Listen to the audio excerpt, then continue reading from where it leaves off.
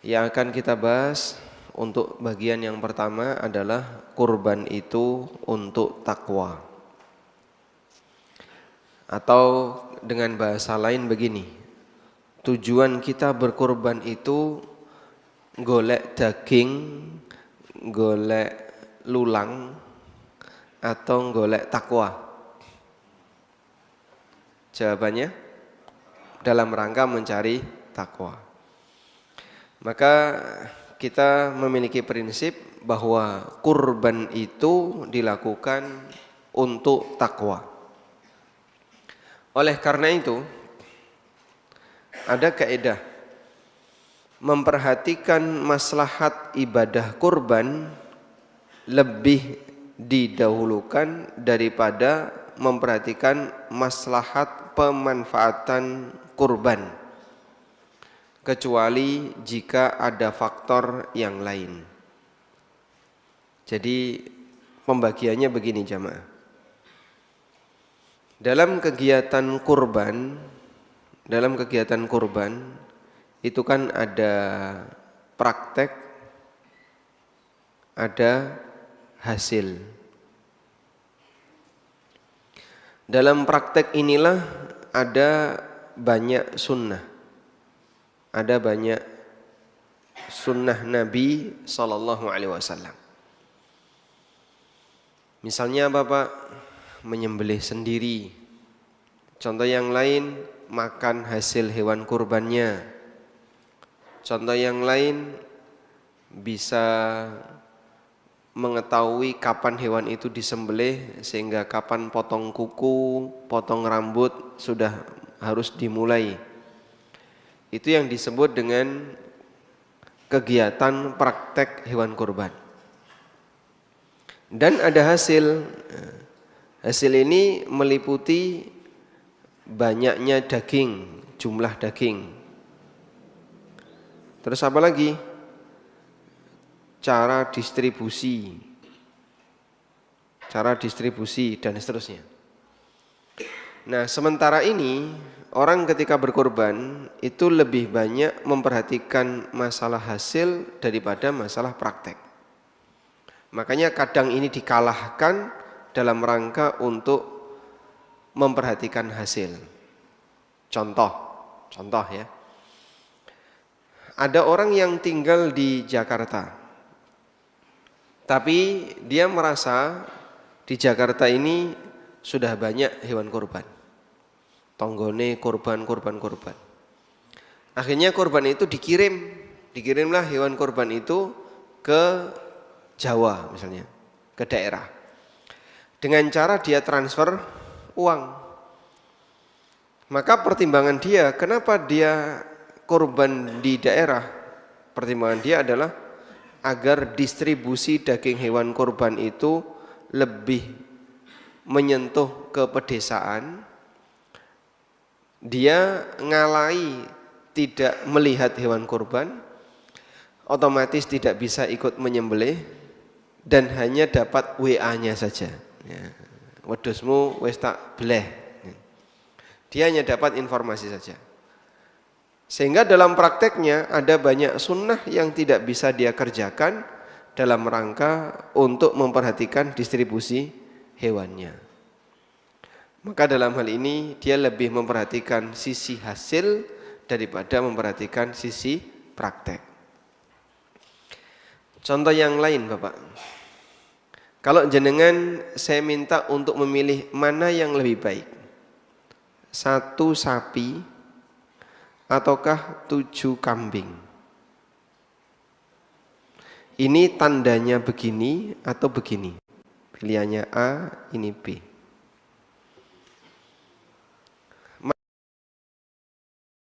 Atau 7 kambing?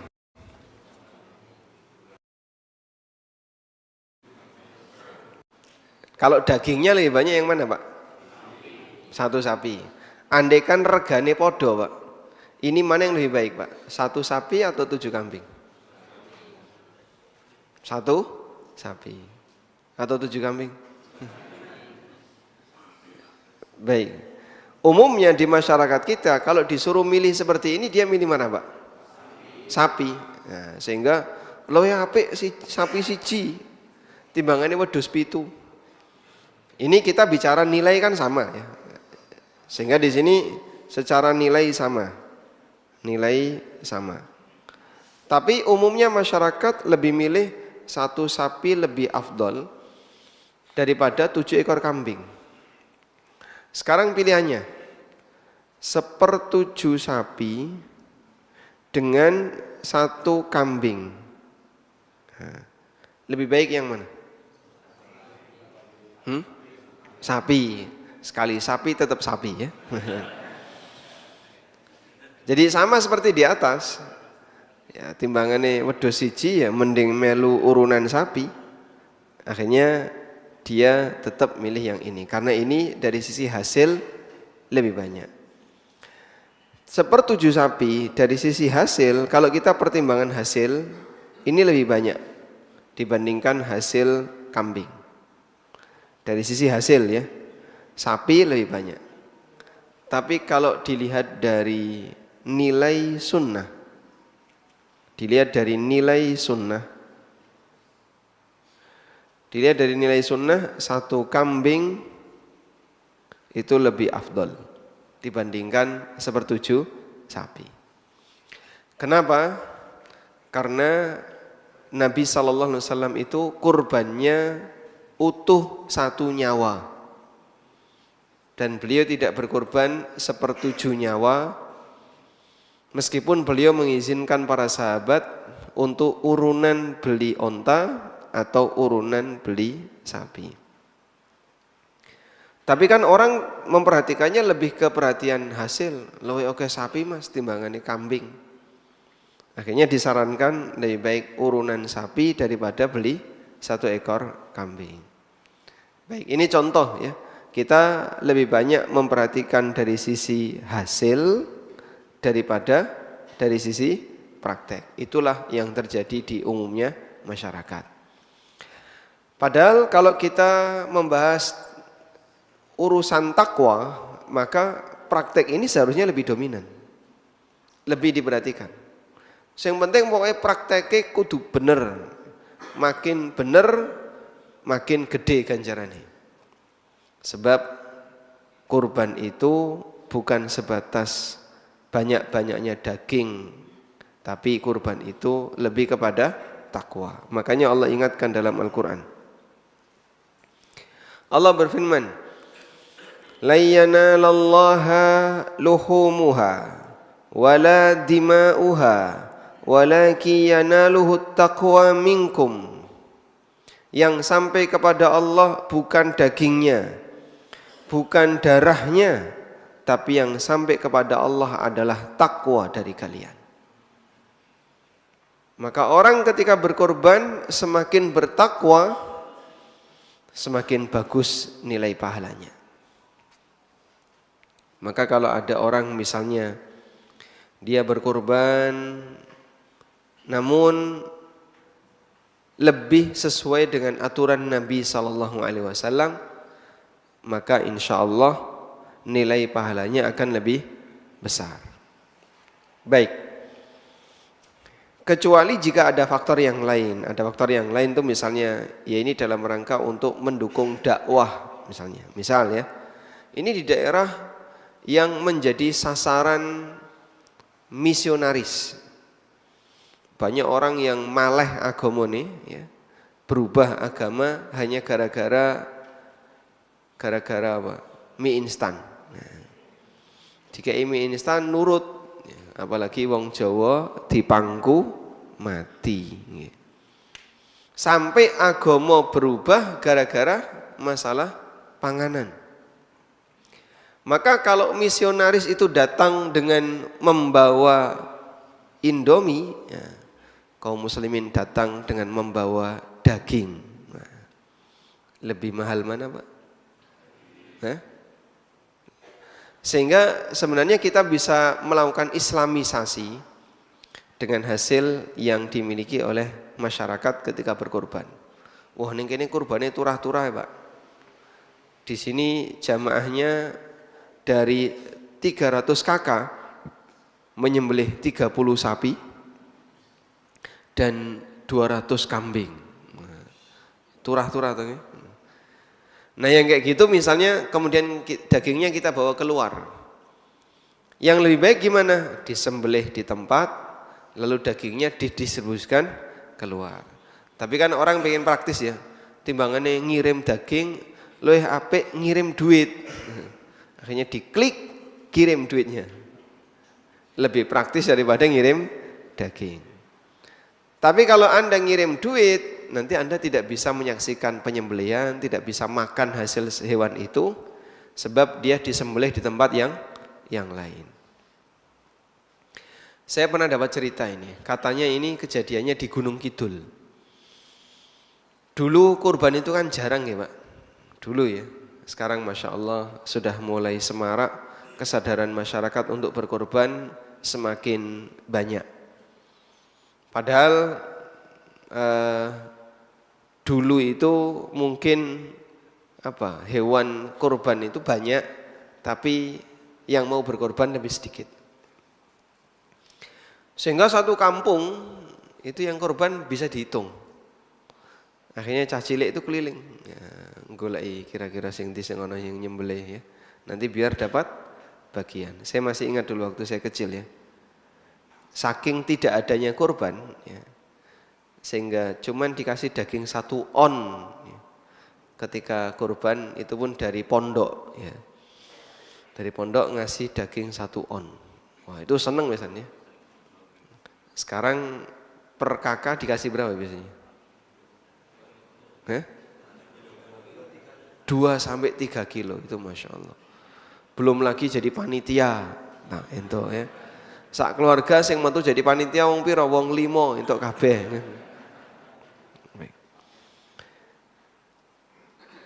Sampai ada yang kayak gini Pak.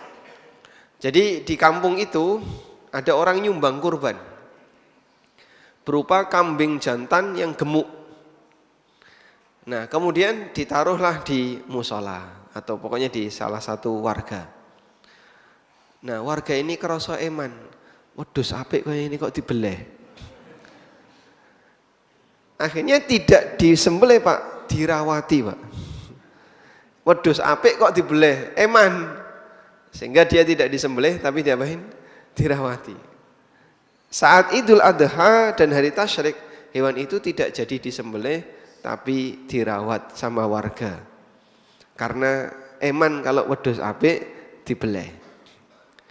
Nah, pendidikan kayak gini belum sampai kepada mereka. Sehingga ukuran mereka adalah ukuran materi. Melihat seperti ini, mereka enggak tega untuk menyembelih. Makanya kita ingatkan bahwa kurban itu dalam rangka apa? Takwa. Semakin bagus hewannya, nilainya akan semakin besar takwanya. Nah, di sini ada 3 fikih yang perlu kita pahami agar ketakwaan kita ketika berkorban semakin maksimal. Yang pertama adalah aturan memilih hewan. Yang kedua, aturan menyembelih. Yang ketiga, aturan pemanfaatan. Intinya begini, dalam setiap ibadah yang kita lakukan itu ada 3 titik yang perlu kita perhatikan. Pra, ketika, pasca. Ada 3 titik yang perlu kita perhatikan ya. Sebelum, ketika, setelah. Semua bentuk ibadah kayak gitu. Sadurunge salat, apa sing kudu dingerteni, pas nalikane salat, apa sing kudu dilakoni, sak rampunge salat, apa yang harus dilakukan, sehingga ada 3 hal yang harus dilakukan oleh seseorang ketika dia beribadah. Sebelum ibadah, ketika ibadah, dan pasca ibadah. Baik, sekarang kita akan bahas yang pertama. Kita klik yang pertama. Klik ke sini ya. Nah, dalam memilih hewan korban ada 3 unsur kriteria yang perlu diperhatikan. Berkaitan dengan jenis, usia, dan bebas cacat. Kita langsung menuju jenis. Jenis hewan korban itu apa? bahimatul an'am, sebagaimana yang Allah sebutkan di surat Al-Hajj ayat 28. Wa yadhkuru ismallahi fi ayyamin ma'lumatin ala ma razaqahum min bahimatil an'am. Mereka mengingat nama Allah fi ayyamin ma'lumat, di hari-hari yang telah diketahui, dan yang dimaksud di sini adalah hari tasyrik.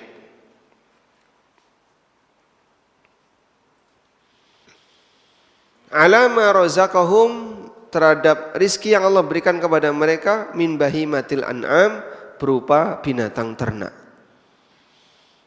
Allah sediakan binatang ini untuk dikorbankan oleh manusia.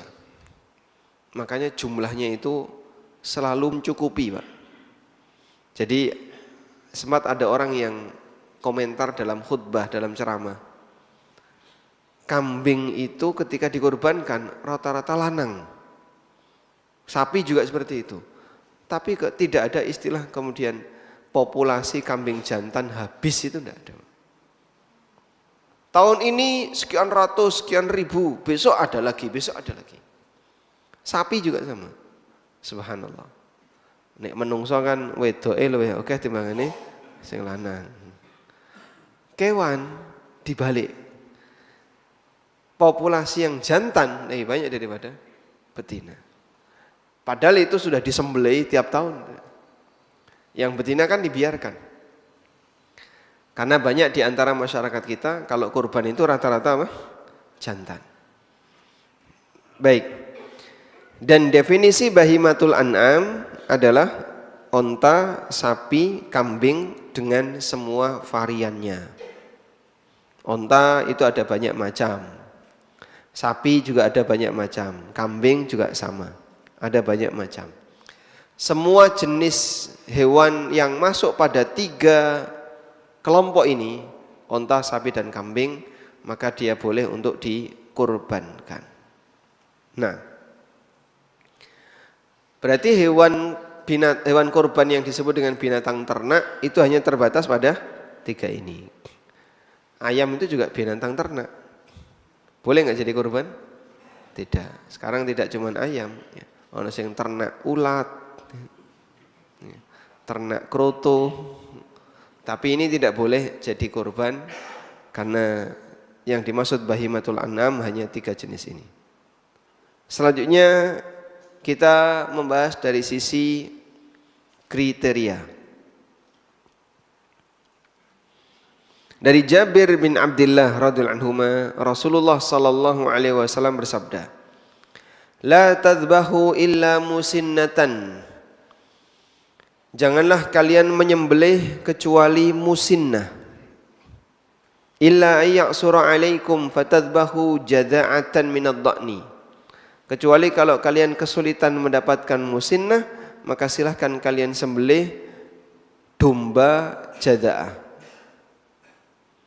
Kalian sembelih domba jada'ah. Jadi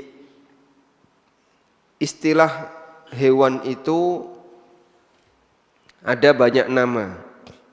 Nama hewan tergantung usia.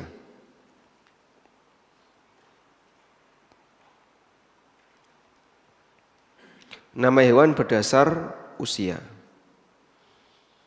Kalau dalam bahasa kita, anone wong loro, nek gak pedet sapi gitu aja. Cempe, terus kakake cempe apa? Hah? Wedhus. Jadi kita tidak punya banyak istilah. Dalam bahasa Arab nama hewan berdasarkan usia itu banyak. Ada jada'ah, ada musinnah, ada yang disebut dengan thani, ada bintu labun, ada bintu mahot, dan masih banyak istilah-istilah yang lainnya. Ini dalam bahasa Arab atau orang Arab, menurut orang Arab. Jadi selisih bulan sekian atau selisih tahun itu sudah ada namanya sendiri. Onto umur setahun disebut apa? Onto umur 2 tahun disebut apa? Umur 3 tahun disebut apa? Masing-masing ada namanya. Nah, kita kan tidak punya kayak gitu ya. Ngerti ini kita ya negak pedet sapi, negak cempe wedus. Ya. Jadi adanya cuman anaknya saja. Anak kucing jenenge cemeng, ya. Anak jaran jenenge belo. Cuman itu saja. Bawahnya titik-titik rutin rinci itu tidak ada. Kita tidak punya yang seperti itu. Nah, masyarakat Arab lebih detail daripada kita. Sehingga yang kecil-kecil itu mereka punya nama. Baik. Sekarang kita fokus di sini, Pak. Jada'ah dengan musinnah. Mana yang lebih tua? Musinnah lebih tua. Musinnah itu kakaknya jada'ah. Musinnah, hewan musinnah itu kakaknya jada'ah.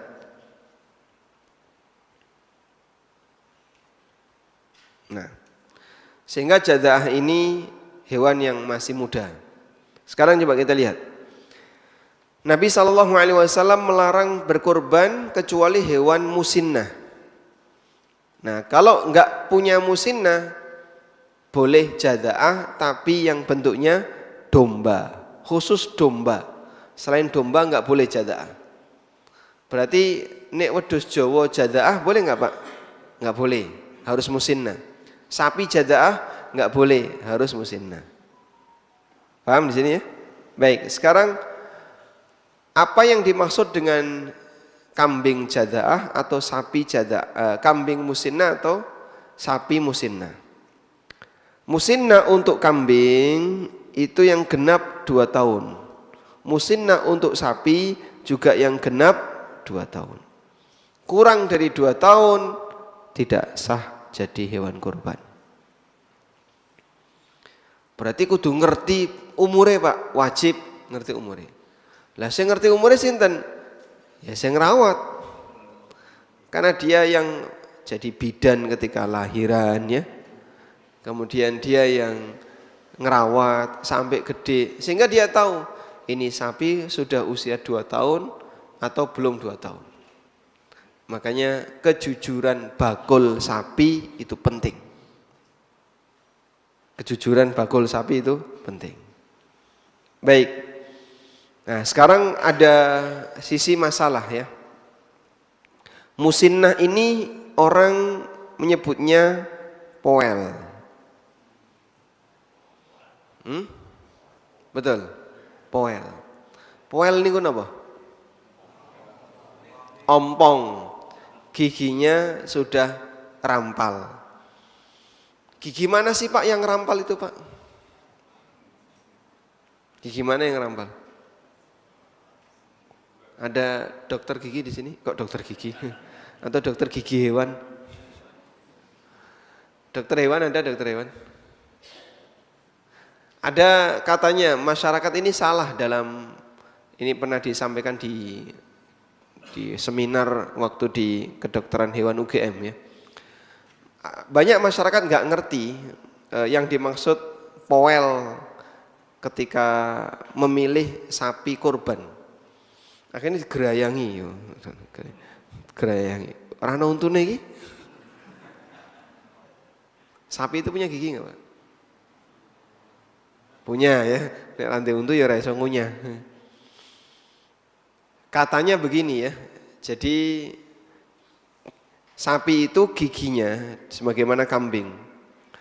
Depan ya gigi seri, terus nanti kosong, kemudian gigi geraham. Jadi depan ada giginya, terus sampingnya ini kosong, belakangnya geraham yang dipakai ngunyah. Ya. Makanya ketika jenengan periksa itu kadang bagian tengahnya itu ada yang kosong. Tapi ketika kita lihat kepala kambing itu dibersihkan, giginya utuh. Ini utuh ini, berarti belum poel. Akhirnya kalau sing bakul ditetel. Biar ada yang poel. Saya sendiri tidak tahu yang powel, ciri powel itu kayak gimana. Karena kita bukan praktisi dalam masalah ini. Tapi intinya sebenarnya musinnah itu kembali ke usia. Ini kembali ke usia.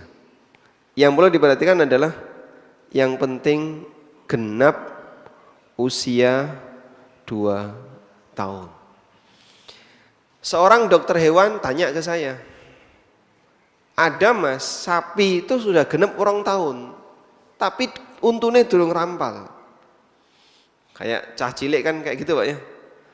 Wis gede usia 3 tahun, tapi belum ganti gigi. Bukan cuma 3 tahun, bahkan kadang 5 tahun, 6 tahun, giginya itu belum ganti. Masih gigi susu, belum ganti. Anak-anak kan kayak gitu ya. Ada yang cepat ganti gigi, ada yang lambat ganti gigi. Nah ini giginya sudah genap 2 tahun tapi durung powel. Dokter memeriksa ini durung powel. Sampai beliau pernah menyampaikan ke saya melakukan eksperimen di salah satu masjid terkenal di Yogyakarta.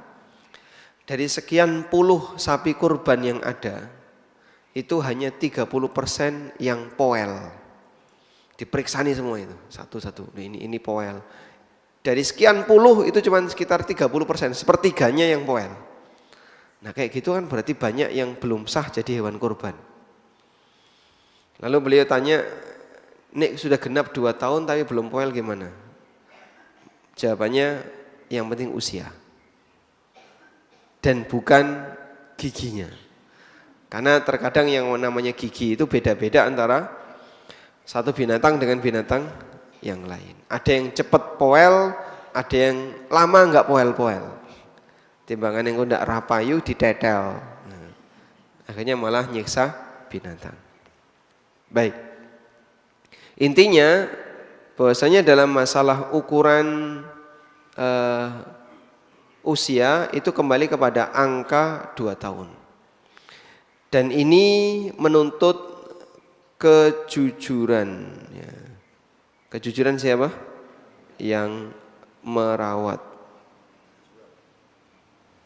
Maka yang ngerawat sapi, yang jual sapi harus tahu ini sudah usia 2 tahun atau belum. Baik.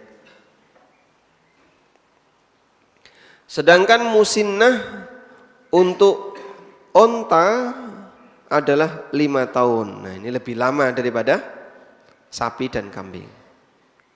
Kalau jada'ah Pak, nah, kalau jada'ah itu 1 tahun. Dan bisa juga ada sebagian yang mengatakan 6 bulan. Kalau sudah genep 6 bulan, maka gembel sudah bisa disembelih. Kambing, domba sudah bisa disembelih. Sehingga kemarin kita sempat ngukur ya. Domba betina usia 6 bulan. Rego pinten 1 jutaan. Nah, 1 jutaan itulah ukuran minimal orang disebut wajib kurban. Baik. Berikutnya kita akan beralih ke cacat hewan kurban. Jadi tadi sudah kita jelaskan tentang masalah kriteria, selanjutnya cacat hewan kurban. Kalau kriteria memenuhi tapi ada cacat, maka bisa jadi hewan kurbannya tidak sah. Namun tidak semua cacat menyebabkan tidak sah. Coba kita lihat di sini, ada 3 macam cacat. Yang pertama, cacat yang menyebabkan tidak sah untuk dikurbankan. Dari Al-Barra bin Azib, Rasulullah SAW bersabda, Arba'atun la yajziyanna fil adhahi. Ada 4 jenis cacat yang tidak sah untuk kurban. Yang pertama, al-awra'u al-bayyinu awruha. Buta sebelah matanya yang jelas butanya. Wal maridatul bayyinu maraduha. Yang sakit dan jelas sakitnya. Wal arja'ul bayyinu dhal'uha. Yang pincang dan jelas pincangnya. Wal kasiratul lati la tunki, dan al kasirah ya, binatang yang sangat kurus seperti la tunki yang enggak ada isinya ya. Mau balung kalau kulit tok disembelih. Nah, apabila ada 4 ini maka hewannya tidak sah disembelih. Sekarang kita lihat keterangannya. Buta sebelah yang jelas butanya. Kalau buta dua-duanya gimana? Sah atau tidak? Yang dilarang dalam hadis adalah yang buta sebelah. Ya. Kalau buta dua-duanya, loh ya, parah timbangannya yang pertama. Itu yang disebut dengan kias aula. Kias aula itu ketika ada yang lebih parah maka hukumnya lebih kuat. Jika butanya belum jelas atau rabun, orang yang melihatnya menilai belum buta, meskipun pada hakikatnya buta, maka boleh dikorbankan. Jadi begini Pak, buta yang jelas butanya, jelas buta itu menurut ukuran manusia atau menurut ukuran kambing? Menurut standar manusia atau standar kambing? Manusia. Kenapa tidak menurut standar kambing? Are iso matur arep kondo piye? Jadi yang dimaksud buta dan jelas butanya itu adalah menurut standar orang yang melihatnya. Bisa jadi begini. Nek di sawang ketoke kok normal. Matanya normal ini Pak, tidak ada masalah. Tapi ternyata putus saraf di belakang. Sehingga nggak kelihatan kalau hewan ini sebenarnya buta. Dan hewan ini nggak pernah bilang kalau dia buta. Maka yang kayak gini boleh nggak dikorbankan? Boleh. Kenapa? Kenapa? Karena tidak diketahui kalau dia buta. Baik. Cara ngecek kebutaan gimana? Cara ngecek kebutaan gimana? Tidak ada.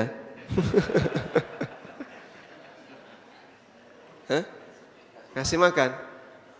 Buta sebelah loh ya. Dia sebelah bisa lihat. Jenengan tu'i panganan loh, moro iki Pak. Gelem teko, berarti kan enggak buta. Karena yang dia melihat pakai sebelah matanya. Nah, saya diajari Pak Dokter. Caranya begini Mas. Ya, bawa pokoknya utek atau apapun, colokan ke matanya. Nah, colokan ke matanya. Begitu colokan ke matanya tapi jangan nempel ya. Kok merem, nah itu berarti tidak buta. Jadi dia punya gerak refleks seperti kita. Ketika ada sesuatu yang bahaya nyerang mata, maka kelopak ini otomatis nutup. Sampai pernah saya diajak keliling di kerajaan itu, waktu ada banyak kambing korban, disentri. Nah ada salah satu kambing yang matanya itu putih. Jadi di sekitar kornea itu berwarna putih, bulat gitu, putih. Akhirnya dicurigai buta. Wah, ini ono kayak gini. Pas di center, wah kok kayak gini. Dicurigai buta. Tapi ketika tangan kita, jari kita diarahkan ke matanya, merem dia. Oh, berarti ini tidak buta. Walhamdulillah. Besok bleh. Baik. Selanjutnya yang berikutnya, sakit yang jelas sakitnya. Jika sakitnya belum jelas, hewan tersebut kelihatan masih sehat, maka boleh dikorbankan. Misalnya ada kambing, dilihat dari luar sehat kok ini. Padahal sebenarnya nggergesi. Tapi ra iso kondo. Aku jane yang nggergesi tapi wong gak ngerti. Boleh enggak dikorbankan? Boleh. Kenapa? Tidak kelihatan sakit. Yang berikutnya, pincang yang tampak jelas pincangnya. Tampak jelas pincangnya itu standarnya ini, tidak bisa berjalan normal, sehingga kalau dia jalan sama teman-temannya selalu ketinggalan. Ini hewan yang jelas pincangnya. Nah, dan terlalu kurus itu juga nggak boleh. Karena terlalu kurus nanti tidak ada daging yang bisa dikonsumsi. Walhamdulillah. Berikutnya jenis cacat yang menyebabkan makruh. Ada hadis yang mengatakan hewan cacat yang nggak boleh dikorbankan, tapi hadisnya dhaif, yaitu telinga terpotong atau tanduk yang pecah. Namun hadis ini dhaif, sehingga sebagian ulama menggolongkan cacat ini hanya menyebabkan makruh dipakai untuk kurban. Dan dulu para sahabat itu perhatian dengan urusan telinga dan tanduk, sehingga mereka ketika beli hewan kurban itu golek sing ana sungune yang bertanduk. Yang kedua, telinganya utuh dan tidak sobek. Baik. Ada binatang yang biasanya gemuk, ya, bagus, tapi kupingnya cilik. Kambing apa itu? Garut. Ya. Kambing Garut, ya, wedhus Garut itu telinganya kecil. Coba kita lihat di sini. Wedhus Garut. Ini dodol Garut ya enak ya. Nah lihat Pak, ini kayak nggak punya telinga. Iya nggak ada telinganya ya, kecil. Kambing Garut. Inilah kelemahan kambing Garut kalau dipakai kurban. Padahal salah satu di antara anjuran ketika kurban itu, dulu para sahabat memperhatikan telinga. Telinganya bagus, panjang misalnya, utuh, itu lebih baik daripada yang telinganya bermasalah. Ya meskipun kita tahu kambing Garut itu telinga kayak gini asli, dan memang dia jenis kambing yang telinganya sangat kecil. Baik, boleh nggak Pak ini dipakai kurban? Oh ini apik gini kayak gini, gagah ya, sungune apik, kemudian ngelihatnya pakai hitam. Hewan yang berkacamata itu lebih baik daripada yang tidak berkacamata.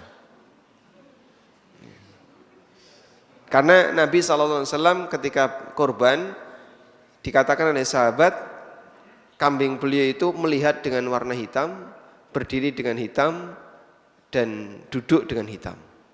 Dan yang dimaksud adalah matanya itu ada belang hitam, kaki-kakinya belang hitam, sehingga berdiri dengan hitam. Baik, kita lanjutkan. Yang ketiga, cacat yang tidak berpengaruh pada status kurban. Boleh dijadikan untuk kurban meskipun kurang sempurna. Yaitu selain 6 jenis cacat yang tadi disebutkan. Apa saja Pak coba? Buta sebelah.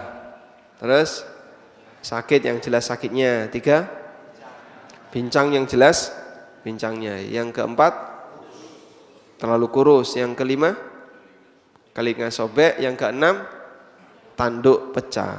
Nah yang seperti ini, 4 pertama cacat batal, 2 berikutnya adalah cacat makruh. Nah selain 6 ini, kalaupun cacat nggak ngefek. Misalnya ya, ompong, wedhus ompong Pak, boleh nggak Pak dipakai kurban? Boleh. Contoh yang lain, tidak berekor. Contoh yang lain, bunting, tidak berhidung, wallahu a'lam. Dan masih banyak yang lainnya ya. Apa? Misalnya hewannya sanglir, tahu sanglir? Paham ya? Tapi ini orang yang bukan Jawa nggak ngerti ini. Yang skrontumnya hilang 1. Hewan jantan skrontumnya hilang 1. Atau hewan yang dia sudah dikebiri, itu cacat ya. Tapi cacat ini justru menguntungkan, karena ketika hewan itu dikebiri, ternyata secara umum dagingnya lebih padat daripada ketika hewan itu dikawinkan. yang jantan terutama ya. Maka Nabi SAW pernah menyembelih kambing yang dikebiri, menyembelih kambing yang dikebiri. Dan ini kalaupun disebut cacat, tapi cacat yang sifatnya apa? Tidak mempengaruhi keabsahan hewan kurban. Wallahu a'lam. Baik, sekarang kita beralih ke syarat menyembelih yang syar'i. Bagaimana cara menyembelih yang sah? Ini kudune praktek ya. Ini praktek kan lebih cepat, Pak. Di luar ada kambing nggak, Pak? Yang pertama, orang yang menyembelih harus mampu berniat, sehingga dia harus mumayyiz dan berakal. Selanjutnya, orang yang menyembelih harus muslim atau ahli kitab. Kalau yang menyembelih kafir, non muslim atau musyrik nggak boleh menyembelih. Nanti kalau menyembelih jadinya apa? Batal. Dan yang namanya muslim wajib sholat. Muslim wajib sholat. Nek ra tau sholat non muslim, maka jagal sing gak tahu sholat tidak boleh jadi jagal, kecuali kalau dia hanya nguliti saja nggak apa-apa, tapi kalau ikut menyembelih nggak boleh. Sehingga pastikan kalau ngundang jagal, jagal yang sholat, syukur takmir. Nah, kalau takmir kan mesti melu sholat insya Allah ya. Nggak boleh jagal kok ratau sholat tapi jadi jagal. Itu bisa menyebabkan hewan sembelihannya jadi batal. Yang ketiga, ketika melukai hewan punya maksud untuk menyembelih, Jika dia melukai hewan bukan dengan maksud menyembelih, maka tidak halal untuk dimakan. Misalnya untuk membela diri. Ada kambing yang nyerodok, terus bapak bawa pisau atau bawa tombak, akhirnya ditombakkan, terus mati, maka ini tidak boleh dimakan. Karena kita membunuh hewan ini tujuannya bukan dalam rangka untuk memakan dagingnya, tapi tujuannya apa? Dalam rangka untuk membela diri. Nah selanjutnya, apakah disyaratkan harus diniatkan untuk dimakan?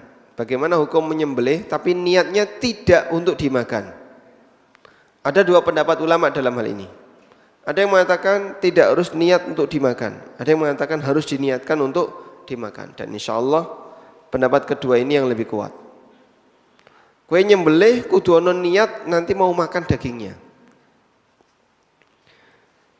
Contoh yang tidak ada niat untuk dimakan dagingnya adalah di sini, nyembelih untuk bahan penelitian. Akhirnya nyembelih ayam, tapi tujuannya untuk bahan penelitian. Nah, yang kayak gini nanti ayamnya tidak boleh dimakan. Ya. Ada salah satu teman dokter hewan ya, atau mungkin jurusan peternakan beliau, yang membuat eksperimen menetaskan ayam dalam waktu yang lebih cepat. Dia buat eksperimen. Akhirnya ketika uji coba Pak, Masya Allah, dia itu sampai kasihan. Mau metu sirai, tapi awake lengket dengan telur. Jadi badan bawah ini berupa telur, atasnya kepala ayam. Banyak yang kayak gitu. Iki nek timbarno wae ya ora urip. Akhirnya ada yang jadi cuma setengah, ada yang 3/4, ayam itu jadi 3/4. Kemudian disembelih semuanya. Semuanya disembelih. Baik, ini contoh menyembelih tapi tujuannya apa? Untuk penelitian. Dan ini tidak boleh dimakan karena tujuan ketika nyembelih bukan untuk dimakan dagingnya.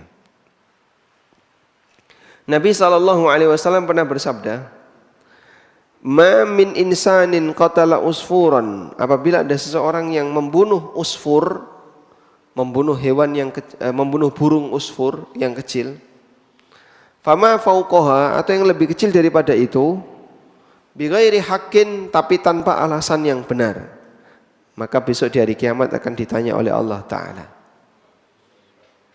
Nah, model sing-singane nembak-nembak ya. Burung gereja ditembaki.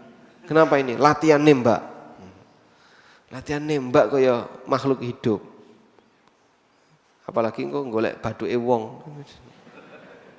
Bahaya. Para sahabat tanya, "Wa ma haqquha?" Lalu apa haknya? Nabi SAW mengatakan, "Yadhbahuha fayakuluha." Dia sembelih untuk dimakan. Tidak boleh dia potong kepalanya, yarmi biha, kemudian dibuang. Dan Ibnu Aqil menyebutkan, Imam Ahmad berpendapat bahwa semua yang dilarang dalam syariat tidak sah sembelihannya.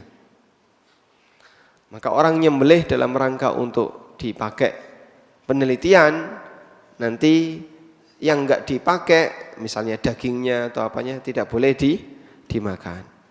Wallahu a'lam. Yang kelima, tidak untuk persembahan selain Allah, jelas ya. Yang keenam, tidak diikrarkan untuk selain Allah. Bedanya apa antara yang 5 dan 6 ini Pak? 5 itu bab niat. Kalau 6 ini ikrar. Ada orang yang menyembelih bismillah saat menyembelih, tapi niatnya tujuannya untuk kanjeng wali yang dia hormati. Ini sembelihannya batal. Yang ke-16 ini bicara ikrar. Ikrar ketika menyembelih harus ikrar untuk menyembelih. Bismillahi Allahu Akbar. Kemudian sebutkan, ini adalah kurban atas namaku dan seluruh keluargaku. Yang ketujuh, harus menyebut nama Allah. Kalau enggak nyebut nama Allah, tidak sah. Dan ulama mensyaratkan bacaan basmalah ini harus dilakukan sesaat sebelum menyembelih. Tidak boleh berjauhan ya. Golei pisau sudah baca bismillah. Sudah? Itu bisa 15 menit sendiri dapat pisau. Baru kemudian dia nyembelih. Maka bacaan bismillah 15 menit yang lalu harus diulang. Alat yang digunakan untuk menyembelih harus pisau yang bisa melukai dan mengalirkan darah selain kuku dan gigi. Dari Rafi' bin Hadij radhiyallahu anhu, Nabi SAW bersabda, "Man anharad dam wa dzukira smullahi alaihi fakulu." Apabila alat itu bisa mengalirkan darah dan disebutkan nama Allah, silakan makan. Malam yakun sinnan au dzufran, selama bukan gigi atau kuku.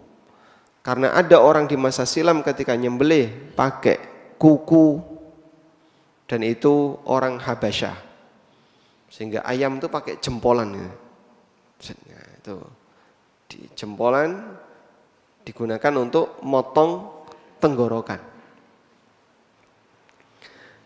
Ada juga yang pakai gigi, ketika nyembelih digigit. Nah, contohnya apa ini? Hah? Saya pernah lihat video orang kayak gitu, nyembelih ayam itu digigit. Terus orangnya jadi kesurupan. Nah, kalau pakai digigit seperti ini, nyembelih ayam dengan cara digigit, haram nanti untuk dikonsumsi. Yang kesembilan, harus sampai mengalirkan darah di tempat yang benar. Mengalirkan darah di tempat yang benar itu apa? Kalau onta di bagian bawah. Kalau onta di bagian bawah.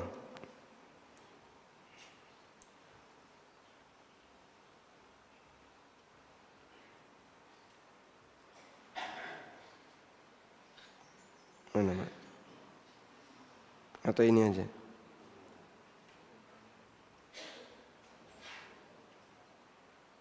Nah, ini yang disebut dengan nahar onta. Kelihatan kata nahar, Pak? Ya? Kelihatan an-nahru ya. Jadi onta itu ketika disembelih yang dilukai adalah bagian naharnya, bagian pangkal leher. Baik, videonya sudah cukup banyak, insya Allah banyak bapak-bapak yang sudah tahu ya. Sedangkan untuk selain onta, maka di ujung leher, dekat kepala, yang disebut dengan dzabah. Ya, misalnya sapi kalau disembelih di mana Pak? Sapi kalau disembelih di ini. Ya. Ar-ra'sud daqiq.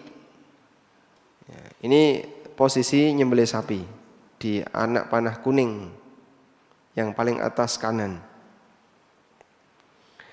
Dan kalau sapi posisi nyembelihnya ditidurkan sebagaimana kambing. Jika keadaannya tidak normal, di mana orang menyembelih tidak mungkin untuk memotong leher hewan, misalnya hewan masuk sumur, maka boleh dilukai dengan cara apapun. Nah, misalnya ada sapi masuk sumur, sapi nyemplung sumur, Pak. Maka dia dilukai di bagian sedapatnya. Nah, ketika mengeluarkan darah, kemudian dia mati di dalam, nah, maka dia boleh dimakan. Karena kondisinya tidak normal. Baik, sekarang kita lihat di sini. Syekh bin Baz menyebutkan penyembelihan yang sesuai syariat itu ada 3. Pertama, terputus tenggorokan, kerongkongan, dan 2 urat leher. Ini yang paling bagus. Tenggorokan, kerongkongan, dan 2 urat leher. Cara memutus 2 urat leher gimana Pak? Saat nyembelih diputer. Karena 2 urat ini ada di sebelah kanan dan kiri. Makanya ketika nyembelih atas jangan puter. Insya Allah akan lebih cepat mati ketika urat lehernya terputus. Yang kedua, terputusnya tenggorokan, kerongkongan, dan salah satu urat leher. Sembelihnya sudah benar, halal, dan boleh dimakan meskipun keadaan ini derajatnya di bawah kondisi yang pertama. Yang ketiga, terputusnya tenggorokan dan kerongkongan saja, tanpa 2 urat leher. Sebagian ulama mengatakan sembelihannya halal. Dan insya Allah pendapat yang benar halal. Wallahu a'lam. Baik, bisa dipahami insya Allah? Tinggal praktek ya. Hah? Besok Selasa. Urunan tuku wedhus. Tapi insya Allah kalau di zaman sekarang nyembelih itu hal yang biasa ya. Sehingga banyak orang yang sudah pintar untuk nyembelih hewan. Wallahu a'lam. Demikian yang bisa kita bahas. Semoga bermanfaat. Wassallallahu ala nabiyyina Muhammadin wa ala alihi wa sahbihi wasallam.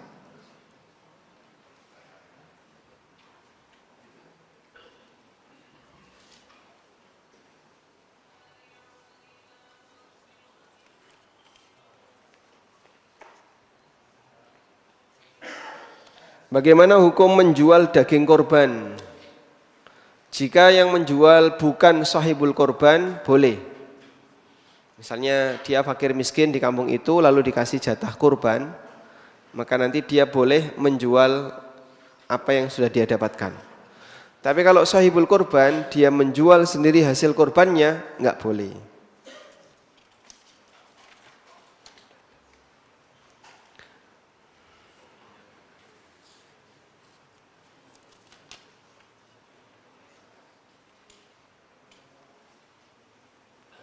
Assalamualaikum, waalaikumsalam. Bolehkah sahibul korban minta jatah buat keluarganya yang miskin? Misalnya minta 4 bagian, minta 10 bagian pun boleh. Dia boleh minta lebih. Apalagi tadi niatnya mau dibagikan ke keluarga yang miskin. Sehingga Anda kasihkan boleh lebih dari 1. Misalnya dikasih 4, kasih 5, silahkan. Apakah hasil kurban harus ditimbang? Jawabannya tidak harus. Untuk pembagian dagingnya untuk sahibul kurban dan warga. Ya tidak harus, tapi kalau Bapak Ibu mau presisi, mau lebih baik, detail dalam bagi ke warga dan masyarakat ya. Mau tidak mau harus ditimbang. Biar tahu apa? Total beratnya, sehingga pembagiannya nanti bisa semakin merata, meskipun tidak harus.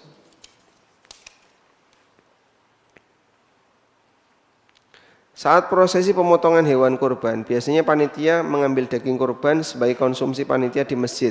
Boleh atau tidak? Insya Allah tidak masalah.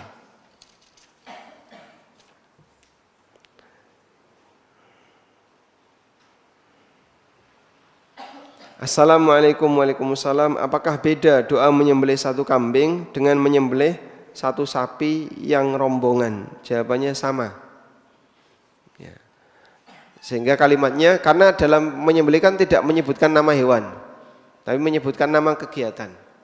Bismillah, Allahu Akbar, Allahumma hadza wa minka, Allahumma hadza minka walaka an fulan fulan fulan fulan fulan wong pitu, dari atau dari 7 orang yang merupakan pemiliknya. Nah, seperti itu juga boleh. Sehingga kita gunakan kalimat umum bahwa ini dari sekian orang yang merupakan pemiliknya.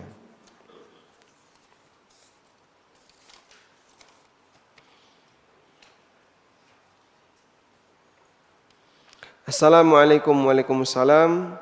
Bolehkah kita menyembelih hewan kurban membaca Bismillahirrahmanirrahim? Sah atau halal? Apakah sah dan halal?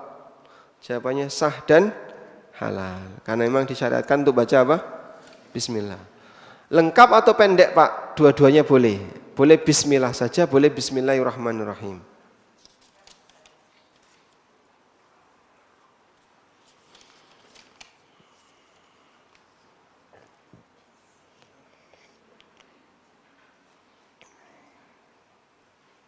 Assalamualaikum waalaikumsalam. Bolehkah kulit hewan kurban diberikan ke TPA masjid, lalu oleh TPA masjid dijual karena susah mengolahnya? Boleh, insya Allah. Dan ini jadi solusi ya. Kulit nggak boleh dijual. Terus solusinya pripun Pak? Jenengan kasihkan ke lembaga pendidikan atau yayasan apapun. Penerima ini boleh jual, karena dia penerima, bukan sebagai sahibul kurban.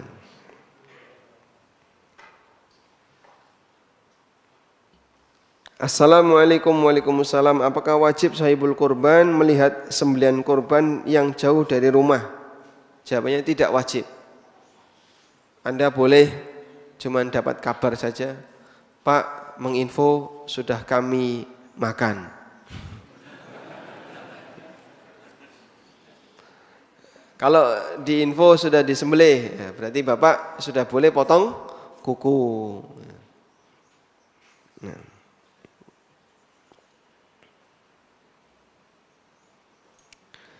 Assalamualaikum waalaikumsalam. Saat kurban biasanya mengatasnamakan satu orang saja untuk seluruh anggota keluarga. Apakah pahalanya sama bagi seluruh anggota keluarga tersebut? Insya Allah sama, atau bisa jadi kepala keluarga lebih besar karena dia yang beli kambing, dia yang nyembelih, sehingga dia berhak pahala yang lebih banyak.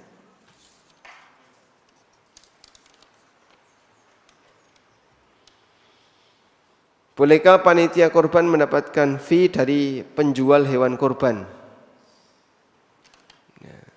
Kalau dari penjual hewan kurban untuk pribadi, padahal dia hanya takmir yang diwakili, yang mewakili sahibul kurban, jawabannya enggak boleh. Maka yang boleh dilakukan adalah hadiah itu diberikan ke masjid sebagai potongan harga ke panitia, dan nanti akan dikembalikan ke sahibul kurban. Wallahu a'lam. Bolehkah takmir masjid menyimpan kepala dan jeroan untuk pembubaran panitia?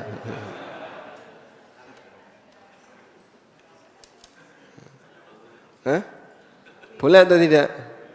Boleh, insya Allah, tidak masalah. Selama dia ngambil itu dalam rangka untuk pemanfaatan kurban, mau disimpan, mau langsung dimakan, silahkan, boleh. Wallahu a'lam.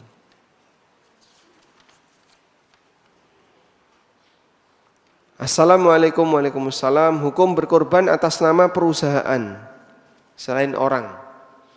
Tidak sah karena sapi itu maksimal 7. Atas nama perusahaan. Perusahaan ini berapa mas? Pemilik sahamnya banyak. Ya enggak bisa. Sehingga kurban di sekolah, urunan sak sekolahan cukup untuk beli seekor kambing. Itu sah enggak sebagai kurban? Tidak. Terus gimana nyebutnya Pak? Hah? Latihan kurban. Ya. Kalau mau sah caranya gimana? Belikan sapi atau belikan hewan dari hasil iuran itu, lalu hadiahkan kepada salah satu guru. Ini hadiah untuk Bapak, silahkan Bapak gunakan sebagai hewan kurban. Nah, ketika disembelih atas nama beliau, insya Allah tidak masalah. Wallahu a'lam. Baik. Untuk pertanyaan yang lain yang tidak sesuai dengan tema, insyaallah kita bahas di waktu berikutnya insyaallah taala. Demikian yang bisa kita bahas, semoga bermanfaat. Wassallallahu ala nabiyyina Muhammadin wa ala alihi wa sahbihi wasallam. Wa akhiru da'wana alhamdulillahi rabbil alamin. Wassalamualaikum warahmatullahi wabarakatuh.